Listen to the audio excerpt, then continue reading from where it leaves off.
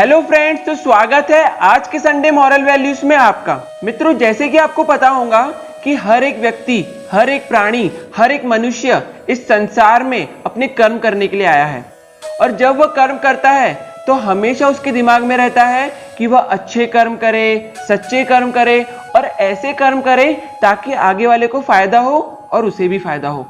पर कई बार बुरे विचारों के कारण, अहंकारवश वो बुरे कर्मों में फंस जाता है और बुरे कर्मों में इस कदर फंस जाता है कि उससे वो बाहर ही नहीं निकल पाता है। तो बेटा फिर इस पर सवाल उठता है कि किस तरह से मनुष्य अपने बुरे विचारों को त्यागे और अच्छे कर्म करते हुए नेक पथ पर चले, और साथ ही बेटा किस तरीके से वो दुनिया में जितने भी भटकाव आते हैं, जितनी भी तकलीफें आती है, उनसे दूर हो जाए। तो बेटा इसका एक ही जवाब है और वो जवाब है आलोचना, जिसको हम लोग क्रिटिसिज्म भी कह सकते हैं, है ना। कई बार होता है कि हम लोग काम करते हैं तो कुछ काम जो है लोगों को पसंद नहीं आते हैं, जिसकी वजह से हमें आलोचनाएं झेलनी पड़ती है, हमको बुराइयां झेलनी पड़ती है। तो बेटा देखिए, कई बार होता है कि व्यक्ति को ये आलोचनाएं पसंद नहीं आती है। जब कभी उसकी आलोचना की जाती है तो उसका मन विचलित हो जाता है, उसकी भावनाओं को ठेस पहुंचती है और कई बार वो आगे वाले व्यक्ति से अपना संबंध खराब कर बैठता है। पर यदि बेटा हम लोग इसी आलोचना को सकारात्मक ढंग से ले, पॉजिटिव तरीके से ले, तो बेटा यही जो आलोचना है हमें जीवन में आगे बढ़ा सकती है, हमारा जीवन सफल बना सकती है। बेटा इसको हम लोग एक दवाई से कंपेयर करके देख सकते हैं। जिस तरीके से जो दवाई रहती है वो बहुत कड़वी लगती है, हम लोग उसको पी नहीं पाते हैं। पर बेटा अगर हम उस दवाई को थोड़ा सा हिम्मत करके पी लेते हैं, भली चाहे वो कितनी भी कड़वी लगे, तो बेटा क्या हो जाता है, हमारी बीमारियां दूर हो जाती है, हमारा स्वास्थ्य अच्छा हो जाता है। तो बेटा उसी प्रकार से यदि हम लोग आलोचनाओं को सही ढंग से, सकारात्मक ढंग से ले ले, तो बेटा हमारा जीवन भी बदल जाएगा।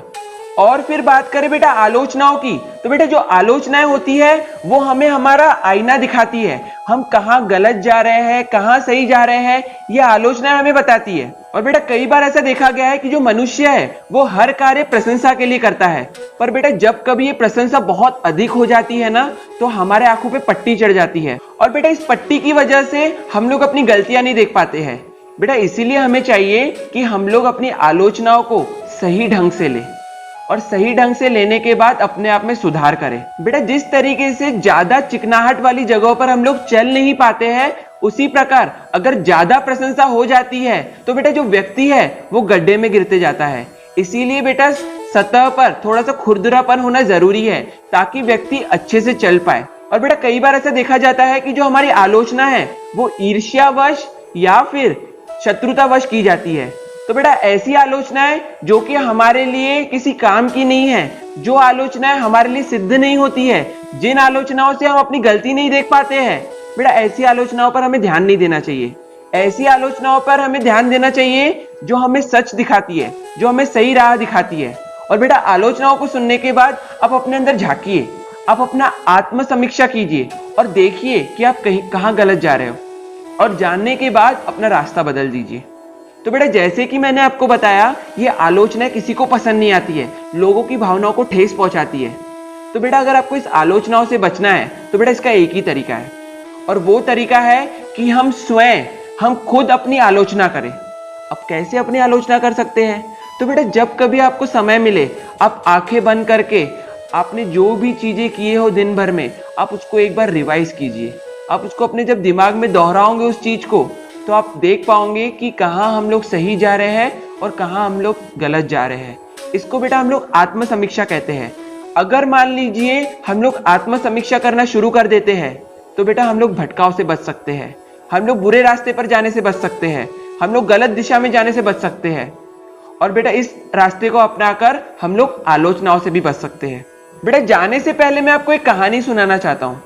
ये कहानी उस विद्यार्थी की है जो पढ़ाई लिखाई में तो बहुत आगे था, बहुत होशियार था, पर शरारत भी बहुत करता था, मस्ती भी बहुत करता था। और बेटा जब कभी शिक्षक लोग या फिर उसके फ्रेंड्स लोग उसकी आलोचनाएं करते थे तो वो कभी भी उन आलोचनाओं पर ध्यान नहीं देता था, जिसकी वजह से वो और ज्यादा शरारती होता गया, और ज्यादा उसकी मस्ती बढ़ गई थी। और इसी की वजह से स्कूल से उसकी बहुत सारी कंप्लेंट्स आया करती थी, जिसकी वजह से उसके माँ बाप बहुत तंग हो चुके थे। और इस तरीके से बेटा कई साल बीत गए पर उसने शरारत करना नहीं छोड़ा। तो बेटा उसके एक शिक्षक थे, उन्होंने उससे कहा बेटा यदि इसी तरीके से तुम्हारा चलता रहा, इसी तरीके से अगर तुम लोग शरारत करते रहे तो आगे जाकर तुम एक अच्छा इंसान नहीं बन पाओगे, आगे चल के तुम्हें नुकसान ही होने वाला है। इस बात पर विजय को बहुत दुख हुआ। विजय को आलोचनाएं बिल्कुल पसंद नहीं थी, पर जब वो घर गया और उसने इस शिक्षक की बात पर गहरा चिंतन किया तो उसको समझ में आया कि जो शिक्षक है वो सही कह रहे हैं। और उस दिन से उसने शिक्षक की बात को गांठ बांध ली, और शिक्षक की बात को गांठ बांधने के बाद उसने निश्चय किया कि वो आज से कभी भी शरारत नहीं करेगा और हमेशा बड़ों की आज्ञा का पालन करेगा और अपने जीवन में एक अच्छा इंसान बन के दिखाएगा।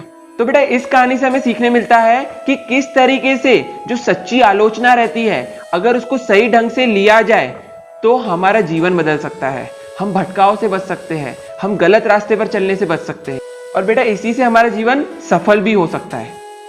धन्यवाद।